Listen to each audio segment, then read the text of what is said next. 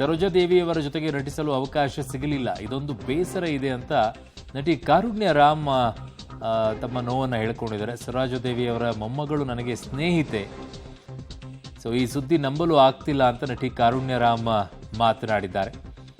So ಸರೋಜಾದೇವಿಯವರ ಜೊತೆಗೆ ನಟಿಸೋಕೆ ನನಗೆ ಅವಕಾಶ ಸಿಗಲಿಲ್ಲ ಅಂತ ಅವ್ರು ಹೇಳ್ತಾ ಇದ್ದಾರೆ.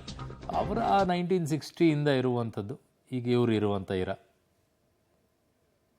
ಕಾರುಣ್ಯ ರಾಮ್ ಅವರು ನಮ್ಮ ಜೊತೆಗಿದ್ದಾರೆ, ಬನ್ನಿ ಮಾತನಾಡಿಸ್ತೀನಿ. ಕಾರುಣ್ಯ ಅವರೇ, ನೀವು ಇವಾಗ ಪ್ಯಾನ್ ಇಂಡಿಯಾ ಸ್ಟಾರ್ಸು ಇದರನ್ನೆಲ್ಲ ನೋಡ್ತೀರಿ.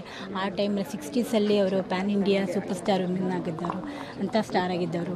ಅವರು ಇತ್ತೀಚಿನ ನಟಿಯರಿಗೆಲ್ಲ ಆಲ್ಮೋಸ್ಟ್ ಅವರು ಒಂಥರ ಹೆಜ್ಜೆ, ಅವರ ಹೆಜ್ಜೆ, ಅವ್ರು ನಡೆದು ಬಂದ ಹೆಜ್ಜೆ ಎಲ್ಲ ಮೈಲಿಗಲ್ಲು ಇದು ಅನಿಸುತ್ತೆ.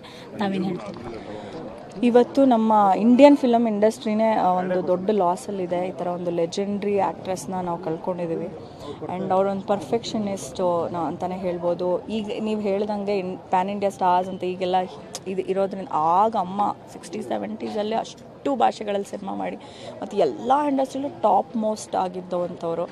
ನಮ್ಮ ಕರ್ನಾಟಕದವ್ರು ಅಂತ ಹೇಳ್ಕೊಳಕ್ಕೆ ಇನ್ನೂ ಹೆಮ್ಮೆ ಆಗುತ್ತೆ ಅವ್ರ ಬಗ್ಗೆ. ಅವ್ರು ಮಾಡಿರ್ತಕ್ಕಂಥ ಸಾಧನೆಗಳಾಗಿರ್ಬೋದು ಮತ್ತು ಅವ್ರು ನಡೆದು ಬಂದಂಥ ದಾರಿ ಪ್ರತಿಯೊಂದು ಕೂಡ.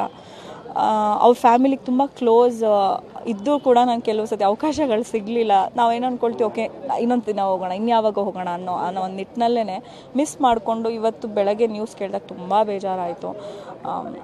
ಅದೇ ನೆವರ್ ಎಕ್ಸ್ಪೆಕ್ಟೆಡ್ಡು. ಸೊ ನಾನು ಅದೇ ಮಾತಾಡ್ತಾ ಇದ್ದೆ, ಏನಾಯಿತು, ನಥಿಂಗ್, ಶಿ ವಾಸ್ ಫೈನ್. ಬೆಳಗ್ಗೆ ಹಾಗೆ ಹಾರ್ಟ್ ಅಟ್ಯಾಕ್ ಆಯಿತು ಅಂತ.